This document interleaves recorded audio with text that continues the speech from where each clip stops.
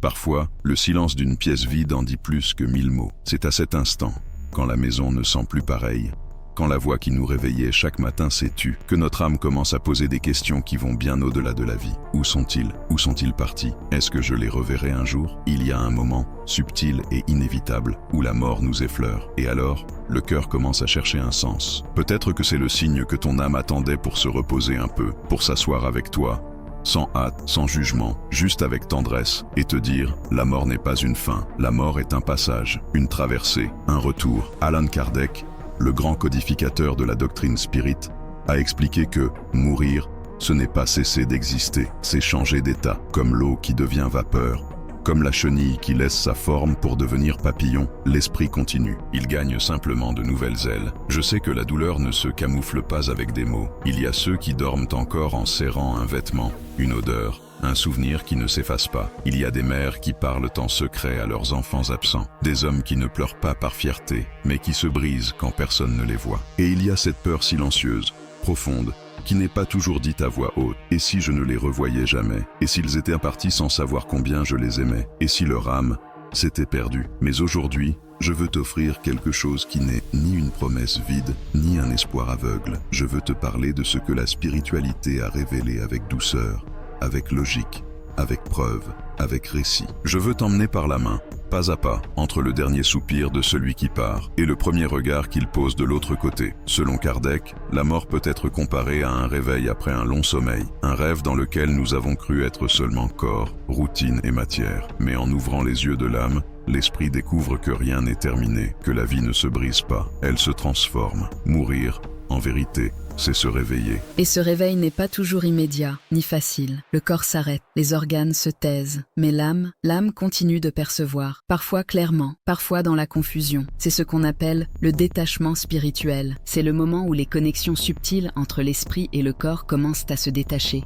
comme des fils de lumière. Si l'attachement est fort, si la peur est intense, le processus peut devenir lent, lourd. C'est pourquoi l'état émotionnel au moment de mourir est si important. Mourir dans la peur, c'est comme traverser un pont sans savoir s'il y a une rive. Chico Xavier nous disait que beaucoup d'esprits, une fois détachés du corps, ne réalisent même pas qu'ils sont morts. Ils continuent à ressentir, à penser, à aimer, comme s'ils marchaient encore parmi les vivants. Certains assistent à leurs propres funérailles sans comprendre pourquoi personne ne leur répond. Et ce n'est pas une punition. C'est simplement la conséquence d'une âme non préparée. L'esprit s'accroche à ce qu'il connaissait, au corps, à la maison, à la vie terrestre. Et il lui est difficile d'accepter l'invisible. Mais il y a aussi ceux qui se réveillent avec des larmes de gratitude, qui voient s'approcher des êtres chers déjà partis, souriant, les bras tendus. Des esprits qui ont attendu patiemment, de l'autre côté, pour accompagner ce passage. Et alors, ce qui semblait être la fin devient des retrouvailles. Une fête de l'âme, un accueil dans le foyer spirituel. Les retrouvailles sont réelles, pas toujours immédiates, c'est vrai, car les retrouvailles ne se font pas par volonté,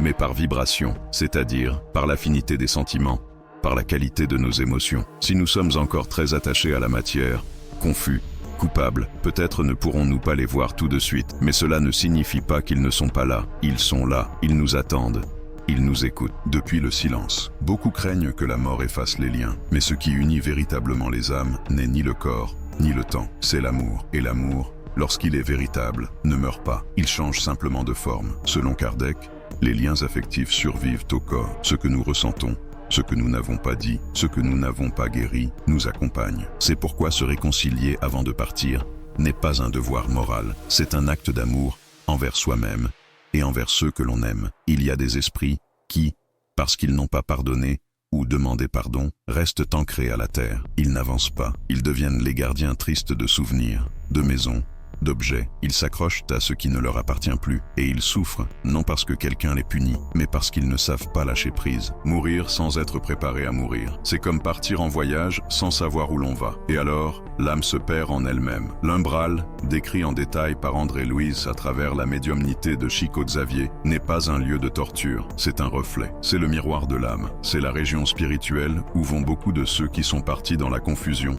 l'orgueil ou la culpabilité. Ce n'est pas une punition, c'est une école de réapprentissage. Là, l'esprit se confronte à lui-même. Et parfois, cela fait plus mal que n'importe quel enfer inventé. Mais même dans l'umbral, il y a de la lumière, car il y a la prière, il y a des mains tendues, il y a des esprits missionnaires qui viennent au secours, qui consolent, qui attendent le moment juste pour aider. Ce n'est pas toujours immédiat, car l'aide requiert la permission de l'âme. Mais elle arrive toujours. Et souvent, c'est notre propre prière, notre bougie allumée avec amour, qui ouvre cette porte. Après le secours, vient la révision. L'esprit revit des scènes, il se rappelle des mots, il ressent les effets de ses décisions. Il n'y a pas de juge, seulement la conscience. Et cette conscience voit tout avec une clarté qu'elle n'avait pas avant. Certains ressentent du remords, d'autres de la gratitude. Certains désespèrent, d'autres s'éveillent avec une paix jamais ressentie, parce qu'ils comprennent, parce qu'ils saisissent, parce que la vie avait un sens qu'ils ne pouvaient voir auparavant. Et alors, ils découvrent que la vie continue, qu'il n'y a pas de vide, qu'il y a des villes,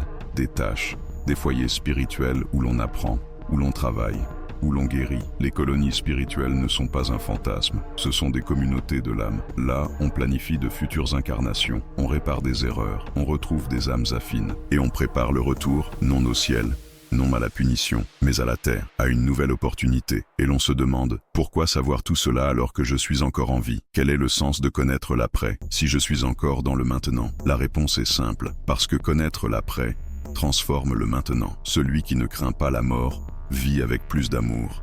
Celui qui sait que tout continue lâche prise avec plus de paix. Celui qui comprend le sens de la vie cesse de perdre du temps avec ce qui n'a pas d'importance. La véritable préparation n'est pas d'accumuler des mérites ni de prier par peur. C'est vivre avec conscience, c'est aimer sans mesure, c'est pardonner avant qu'il ne soit trop tard, c'est regarder l'autre comme une âme, pas comme un corps. Parce que quand l'heure viendra, et elle viendra, la seule chose que nous emporterons sera cela, ce que nous avons ressenti, ce que nous avons donné, ce que nous avons été quand personne ne nous regardait. Et si tu te demandes encore s'il est possible de ressentir à nouveau celui ou celle qui est parti, si cette présence qui parfois se glisse dans tes rêves ou ce parfum inexplicable est réel, alors oui, c'est possible. Tu n'imagines pas des choses. Il y a des signes qui ne sont pas des coïncidences. Ce sont des murmures de l'âme, des appels d'amour venus de l'autre côté. Parfois, l'âme de celui qu'on aime s'assied à nos côtés, en silence. Non pour nous effrayer, non pour nous troubler, mais pour nous dire « Je suis là, je t'aime toujours ». J'entends encore tes pensées. Et c'est à cet instant, subtil comme le souffle du vent sur un rideau, que l'on comprend. Personne ne part complètement, personne ne disparaît. Ils changent simplement de pièce, et notre lien avec eux n'a pas pris fin. Ils demandent simplement un nouveau langage. Une prière sincère, une lettre écrite avec le cœur, une larme qui tombe avec gratitude et non seulement avec douleur. Tout cela sont des ponts de lumière, car l'amour, lorsqu'il vibre en paix, traverse les dimensions. Il n'a pas besoin de mots, il n'a pas besoin de temps. Il n'a besoin que de vérité. Et il existe des vérités que l'âme reconnaît même dans l'absence. La mort nous confronte à nos émotions les plus profondes. La culpabilité, le regret, le manque, les questions sans réponse. Et cela est naturel. Nous sommes humains. Mais lorsque nous comprenons que la vie continue, qu'il y a une logique derrière la douleur, qu'il y a de l'amour même dans la séparation, alors quelque chose en nous commence à guérir. Chico Xavier disait, la réunion n'est pas une promesse. C'est une certitude. Mais cette certitude doit être cultivée. Non pas comme une foi aveugle, mais comme une foi ressentie, une foi qui ne nie pas les larmes, mais leur donne un sens, qui n'évite pas le deuil, mais le transforme en chemin, qui n'élimine pas la tristesse, mais l'embrasse avec espérance. La connaissance spirite n'est pas seulement là pour consoler, elle est là pour transformer. Elle ne te demande pas de croire sans réfléchir. Elle t'invite à raisonner, à questionner, à observer les milliers de récits, les lettres psychographiées, les rêves lucides, les expériences de mort imminente. Tout cela forme une tapisserie de vérité qui s'entrelacent, et chaque fil nous dit la même chose. L'âme ne meurt pas, l'essence ne s'éteint pas. Et si le véritable adieu n'était qu'une manière différente de dire « à bientôt », et si chaque départ n'était qu'un intervalle, comme quelqu'un qui avance sur le chemin mais attend un peu plus loin, au bord du sentier, car dans le monde spirituel, le temps n'est pas comme ici.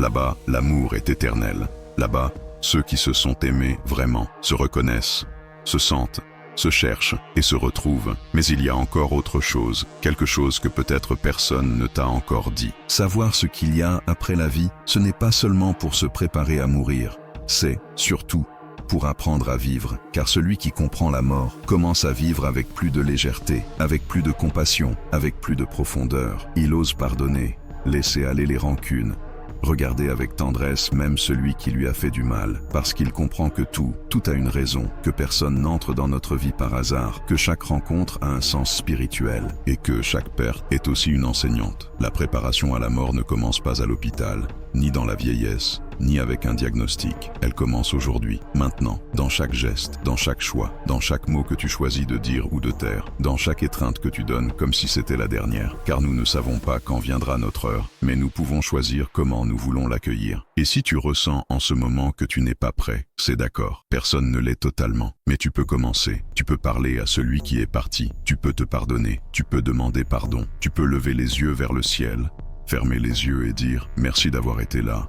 Merci d'être encore là, parce qu'ils le sont, autrement, sur une autre fréquence. Mais ils le sont. Et si tu as encore mal, si tu pleures encore chaque nuit, s'il y a encore un vide qui ne se comble pas, ne te crois pas faible, ne te sens pas seul. Cette blessure n'est pas une erreur, c'est un portail, c'est l'espace par lequel la lumière entre. Et petit à petit, jour après jour, cette lumière transforme la douleur en sagesse, l'absence en présence subtile, la perte en mission. Je veux que tu gardes cette image. La mort n'est pas une tombe, c'est une porte. Elle ne se ferme pas, elle s'ouvre. Elle s'ouvre sur une réalité plus vaste, plus aimante, plus vraie. Et derrière cette porte, quelqu'un que tu aimes pourrait bien t'attendre. Non pour précipiter ta venue, mais pour te dire de là-bas, continue, vis, aime, car ici, le temps ne compte pas. La seule chose qui compte, c'est l'amour que nous avons cultivé. Aujourd'hui, juste pour aujourd'hui, laisse ton âme se reposer dans la foi. Pas une foi imposée, mais une foi qui vient de l'intérieur, qui se construit avec compréhension, avec écoute, avec un amour profond. Si cette vérité a touché quelque chose en toi, si tu as ressenti cette étreinte invisible pendant que tu écoutais ces mots,